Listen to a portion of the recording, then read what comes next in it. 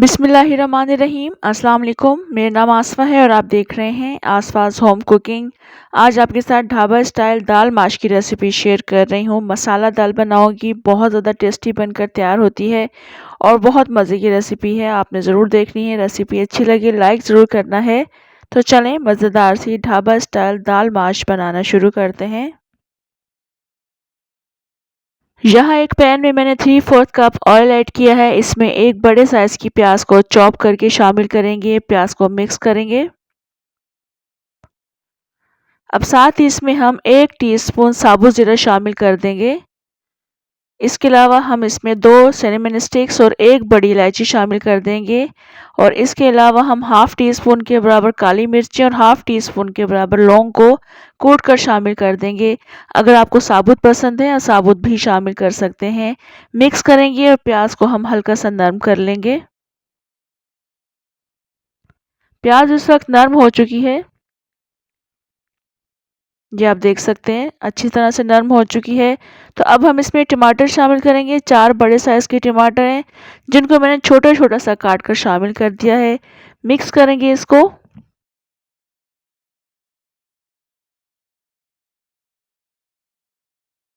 अब इसमें 1 टीस्पून नमक शामिल करेंगे, 2 टीस्पून कुटी हुई लाल मिर्चें शामिल करेंगे, 1 टीस्पून पिसा हुआ धनिया शामिल करेंगे, क्वार्टर टीस्पून हल्दी शामिल कर देंगे, 1 टीस्पून लहसुन का पेस्ट ऐड करेंगे। मिक्स करेंगे इसको थोड़ा सा। उसके बाद हम इसमें 1 टेबल स्पून के बराबर अदरक का पेस्ट ऐड करेंगे। इसको भी मिक्स करेंगे और हल्की आंच पर इसको ढककर रख देंगे 5 से 7 मिनट के लिए, ताकि टमाटर इसमें नरम हो जाएं। इस वक्त टमाटर नरम हो गए हैं। मिक्स कर लेंगे इसको। टमाटरों को हम साथ साथ मैश भी कर लेंगे।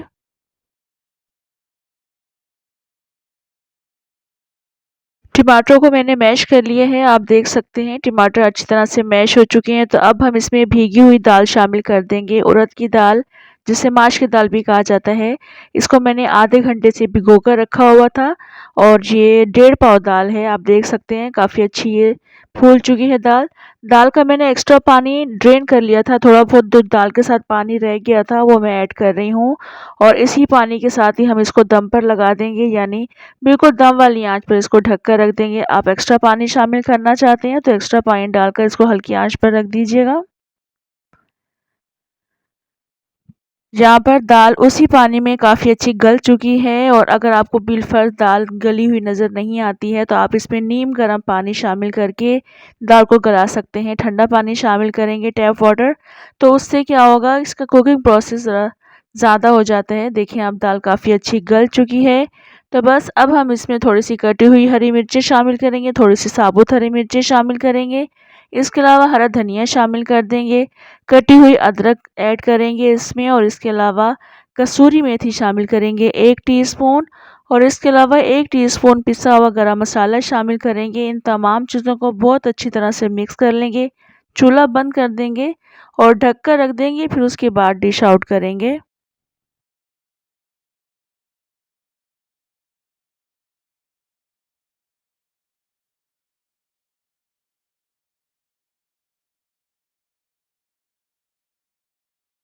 यहाँ आप देख सकते हैं माशाल्लाह बहुत ज़बरदस्त खिली-खिली दाल बनकर तैयार हुई है। यकीन जाने ये बहुत ज़्यादा मज़े की बनी थी। आप इसे पराठों के साथ भी एंजॉय कर सकते हैं, चपाती के साथ भी बहुत अच्छी लगती है।